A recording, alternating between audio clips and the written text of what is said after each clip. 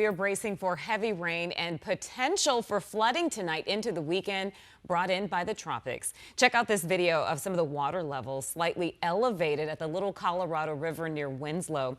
The area has been seeing off and on showers throughout the day. Many areas of Arizona are at least at some risk of flooding through the weekend. Tonight, a curfew is in effect for people living in Globe, an area that was just devastated from the last storm about 2 weeks ago.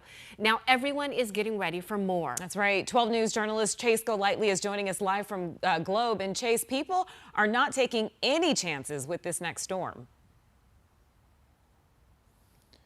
Caribe, they're praying for the best, but preparing for the worst. We've already seen a lot of people still out there cleaning up from the last storm that rolled out about 2 weeks ago. But I got to tell you, we've been coming out here since that last storm. And from what I've seen, significant progress has been made and preparations for today. Just here in the creek that saw 65-mile-per-hour raging waters, they put up this barrier right along the creek right here to try to protect the water from coming out. That's what a lot of businesses were seeing. We're right next to downtown, but you can still see a little bit of cleanup needs to happen right here. This looks to be part of a car that is just maybe a door or something like that that's been trapped on this tree. This has been here for weeks. But again, this was the creek where we saw multiple cars stacked up on top of each other and several propane tanks. You can see that has all been cleared out. And again, it almost seems like they've reinforced the sides of the creek just in case those waters really start to rage along here. Now, businesses doing the same thing. We saw pretty much every business you go to here in Globe in Miami, they have piled dozens of sandbags around their shops. Even the ones hit hard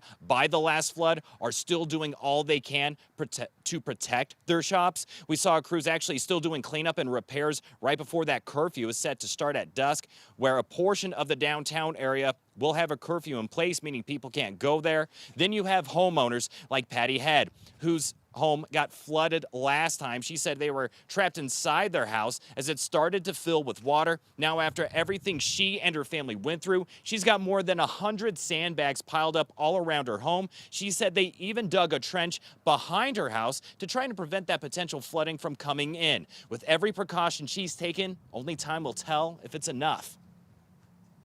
All our sandbags, and I'm hoping we're good. I really am, because it was more than a disaster.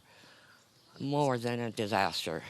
When I first really started flooding, I was sitting on the front porch and I watched a car headlights go down the creek. It was devastating. We saw several other homes also with sandbags. And then we noticed that crews are still cleaning up hundreds of propane tanks. Check this out. These all washed away. And while we were there filming this, we could actually still smell the propane lingering in the air. So just by seeing that, you can still see Globe and Miami still have a lot to clean up. And again, they really are hoping that with this latest storm that it's not as severe as what they saw last time. But like I said, everyone is taking every measure they can to protect themselves and their homes.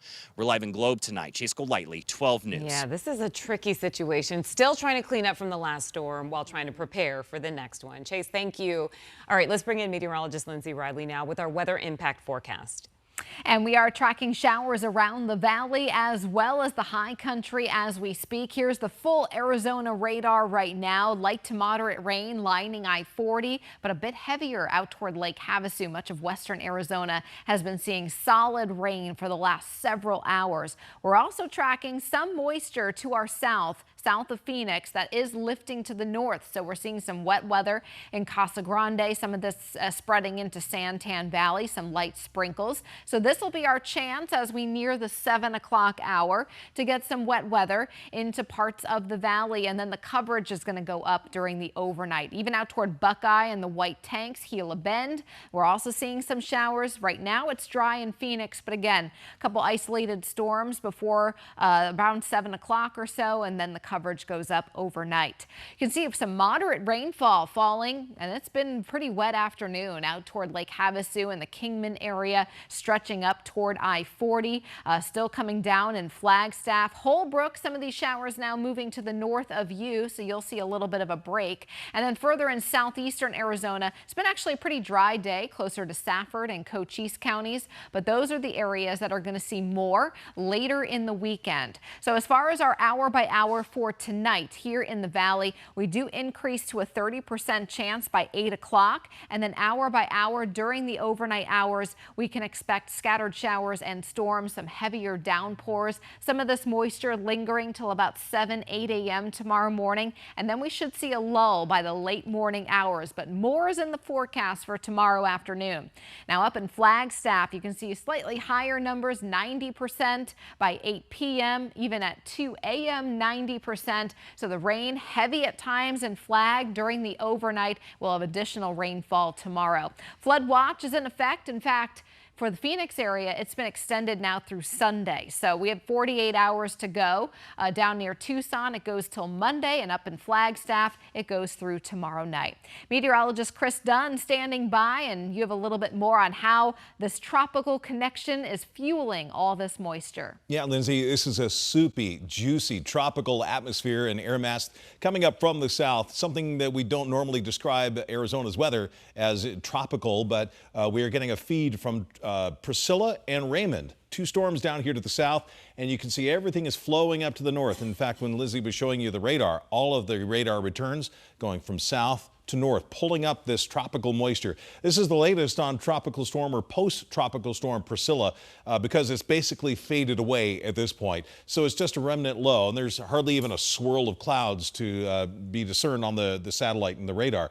But all of the leftovers, that's what's being pulled up into Arizona. We also have Tropical Storm Raymond, the last advisory at 5 o'clock with 50-mile-per-hour winds. It'll cross southern Baja California, the Cabo San Lucas area, La Paz, and then eventually fizzle away across the Gulf of California as a remnant low. But the same thing with this one. A lot of tropical, juicy, moist air that'll be flowing up through Sonora and into southern Arizona, most likely southeastern Arizona, and not exactly directly aimed at the valley. So this is what we're looking at. The green shade indicates the heavier tropical moisture, and some of that still hangs on through Sunday, and we'll have the continuing chance of showers around here through Monday, although the best chance is going to be over the next 36 to 48 hours across southern Arizona. Caribe? All right, Chris, thank you. And with heavier rain expected tonight, make sure that you have our streaming app downloaded. It's 12 plus, and we'll have extended weather coverage into tomorrow. So just download the 12 plus app and you can watch for free.